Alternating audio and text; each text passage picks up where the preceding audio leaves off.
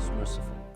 All praise is due to God, Lord of the universe, and may His peace and blessings be upon all of His prophets and messengers, including His final and beloved messenger, the seal of the prophets, Muhammad, and His purified household and righteous companions. Dear viewers, As.A.W.A. wa rahmatullahi wa barakatuh. Various religious traditions often emphasize the role of ritual practices in the formation and function of human life on both the individual and communal levels. On the individual level, religious rituals help to form one's personal and spiritual relationship with God. On the communal level, rituals aid in promoting a sense of social solidarity and strength between members of a religious community. In this episode of the Makers of the Shia World, we will embark on an exploration of the significant role of pilgrimage or ziyara in the formation of Imami Shia thought and practice. Specifically, we will focus on a discussion of the place of pilgrimage to the shrine of the third Imam, al-Hussain ibn Ali, and the way it impacts Imami identity and the way it impacts Imami Shia thought and practice. We will look at how pilgrimage to Imam Hussain impacts the religious positioning of Imamis. We will do this by examining the efforts of a major Imami traditionist, Sheikh Ja'far ibn Muhammad ibn Qulawayh al-Qummi, known simply as Ibn Qulawayh.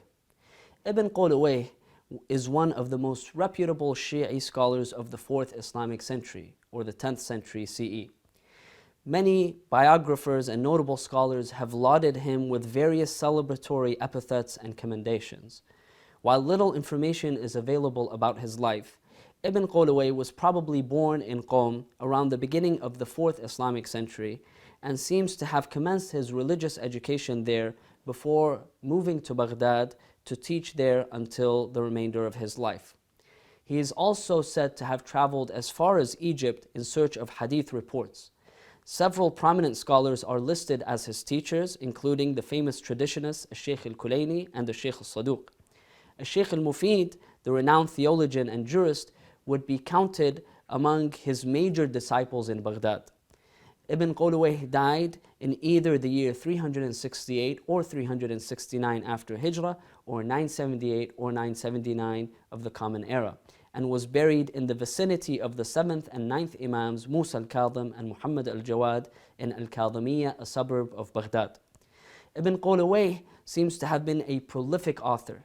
Despite most of his works being lost, his most famous work, Kamil al-Ziyarat, is extant and considered one of the earliest Imami sources that is entirely devoted to hadith reports on the merits of pilgrimage to the shrines and burial sites of Prophet Muhammad, his household, the Ahlulbayt, the Imams, and other notable figures.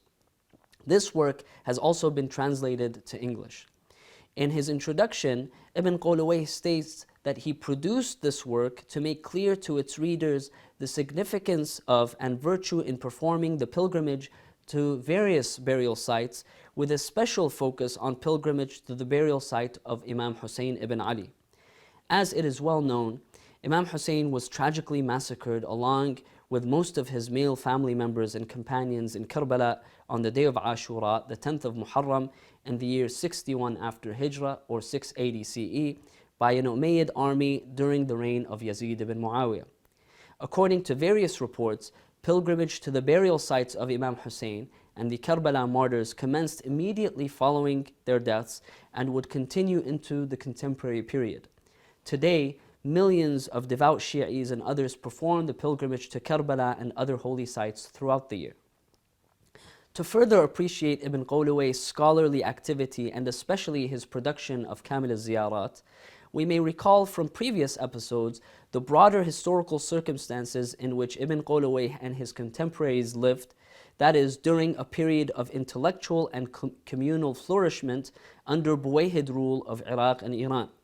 This period came shortly after the Shi'is had experienced continued repression under the ruling regimes, and more recently, an era of uncertainty with the death of the 11th Imam al-Hasan al-Askari in the year 260 after Hijrah, or 874 CE, and a crisis pertaining to his succession. It was in this climate that Imami scholars attempted to maintain the integrity of the community and strengthen the bonds of the believers with their Imams. One way they did this was to focus on doctrine, that is to say, on the occultation or ghaiba of the 12th Imam, and the insistence on the constant necessity of the divine proof or guide, hujjah, on earth at all times.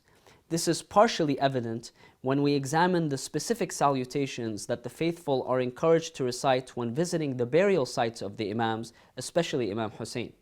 Shi'is refer to the Imams as the heirs, the warith, of the ancient prophets and of one another, a point to which we will return to shortly.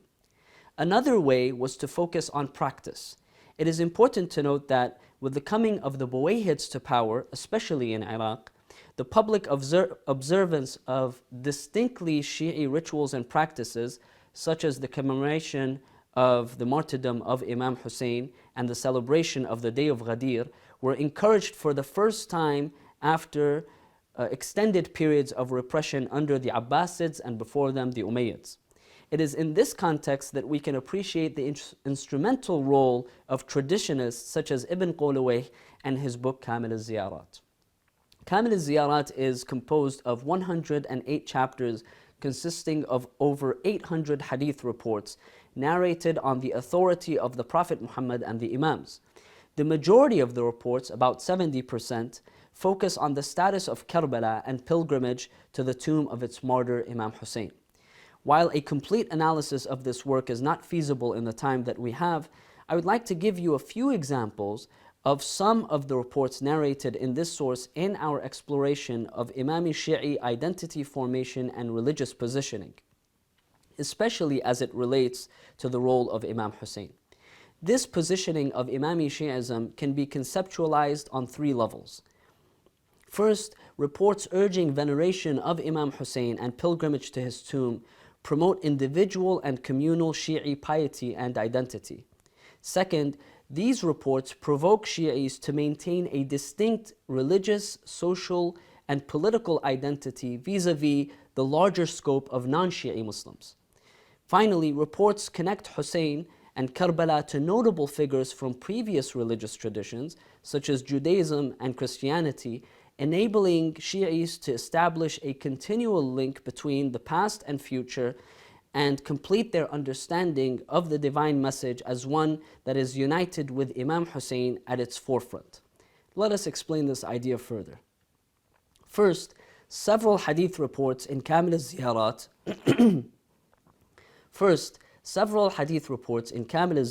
emphasize the importance and merits of performing pilgrimage to the shrine of Imam Hussain. Among the numerous benefits, reports state that Prophet Muhammad, Imam Ali, Fatima al-Zahra, all of the Imams and the angels all supplicate to God on behalf of the pilgrims of the shrine of Imam Hussain and seek forgiveness on their behalf. Other reports guarantee the intercession of the Prophet and the Imams for the devout pilgrims of Imam Hussain, in addition to their entrance to paradise in the hereafter. Furthermore, reports suggest that the greater the difficulty and risk in performing the pilgrimage, the greater the promised rewards and merits. There is no doubt that such traditions greatly encourage individual pilgrims and promote their personal spiritual development and their relationship with God and the Imams. The second level of positioning pertains to specifically Imami Shi'i identity as it relates to and is distinct from the broader non-Shi'i Muslim tradition. Here, the story of Karbala begins long before the desert plain was the actual site of the massacre and burial of Imam Hussain and the martyrs in the first Islamic century or the 7th century CE. Reports note that the land of Karbala was created 24,000 years before the site of the Kaaba in Mecca. While pilgrimage to Karbala was encouraged at all times throughout the year, special occasions warranted greater focus and merit.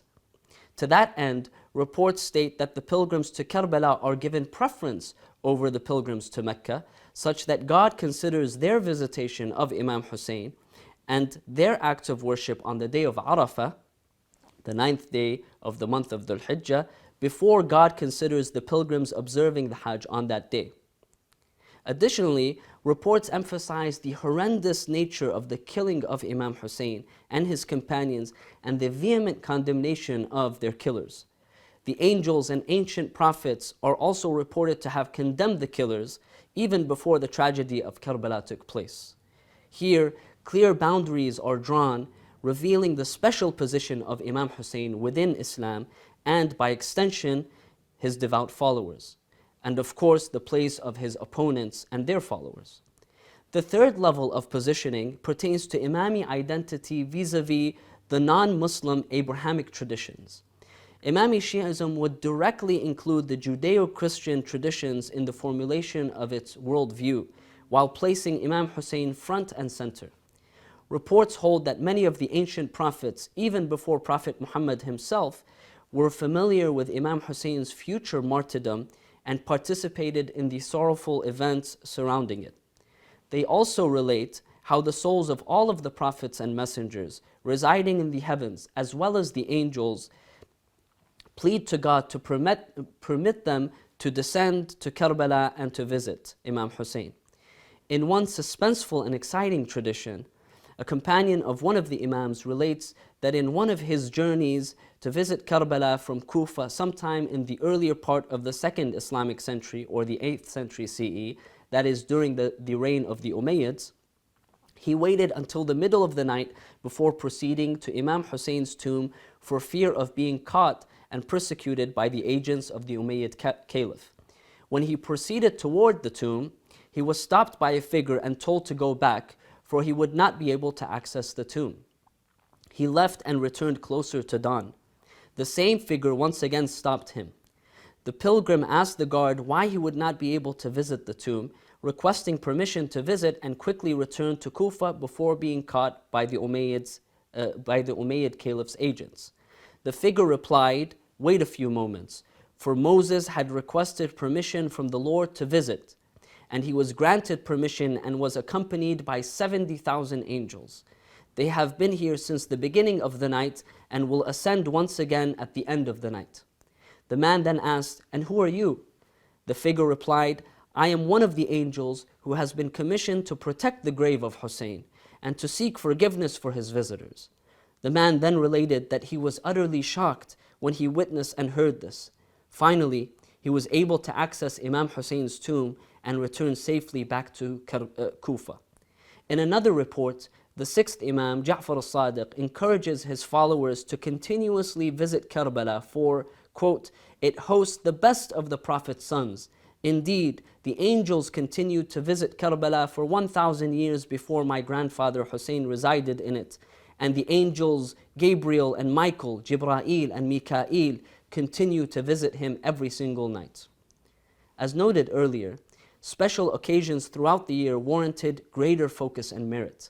The middle of Sha'ban, the 8th month of the Islamic calendar, is a significant time for Shi'is as it marks the birth of the 12th Imam, Muhammad ibn al-Hasan al-Mahdi, in the year 255 after Hijrah or 869 of the Common Era.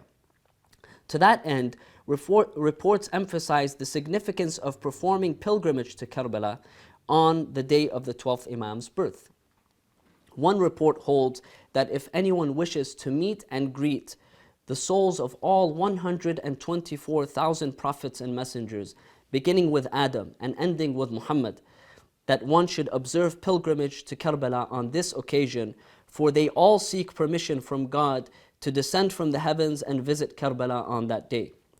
Through these and other reports, Imam Hussain is thus conceived of as the connection point between past and future.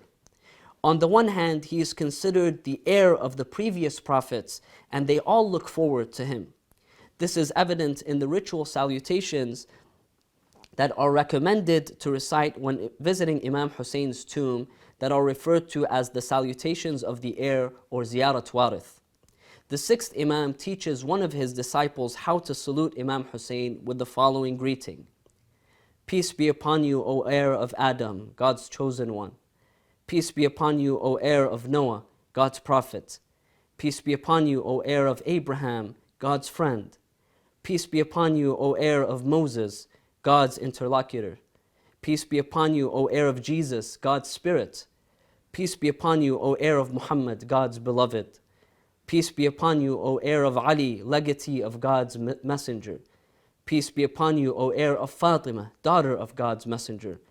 Peace be upon you, O proof of God in his heavens and earth.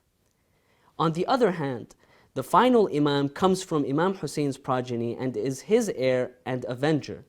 As noted earlier, part of the doctrine of the Imamah and the occultation of the final Imam entailed an insistence on the constant necessity of a divine guide to serve as God's proof or hujjah on earth at all times. According to Imami belief, the final and hidden Imam's major role would be to function as the guardian of the divine message and to reappear before the end of times to usher in a period of peace and justice along with Prophet Jesus. Jesus would thus follow the lead of the 12th Imam. Some reports note that part of the 12th Imam's role, however, would entail avenging Imam Hussein's unjust murder. Several figures, including Imam Hussain, his family members and companions, as well as his killers, would be resurrected during the reign of the 12th Imam. The Imam would then pronounce his judgment. Those who stood on the wrong side of history would meet their doom, while those who stood on the right side, including Imam Hussein's supporters and devotees, as well as implicitly the genuine followers of the ancient prophets, would inherit and partake in the kingdom of peace and justice. Thus, from the example of Ibn Qulawayh and his scholarship, we have seen how devotion to and commemoration of Imam Hussain is arguably the most important aspect of Imami Shia doctrinal worldview. We have also recounted some of the reports narrated on the authority of the Prophet Muhammad and the Imams on the place of Karbala and the significance of pilgrimage to the tomb of its martyr. For a religious community that has remained a minority throughout its entire history, often beleaguered and oppressed, we can see how reports emphasizing the place of Imam Hussain can be conceived of in the minds of Shi'i believers to reinforce a sense of strength and hope. Despite the harsh realities of their times, the doctrinal confusions, and the political repression, devout Shi'is are placed in the most favorable of religious positioning. This positioning occurs on three levels. The first level relates to individual Shi'i piety and collective community. The second level relates to Shi'i identity vis-a-vis the non-Shi'i Muslim tradition.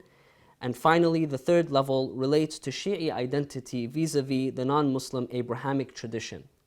Taken altogether, Imam Hussain may be conceived of as the anchor and focus of all past, present, and future Shi'i commitments. Please join us again next time for more on the makers of the Shi'i world. Wassalamu alaikum wa rahmatullahi wa barakatuh.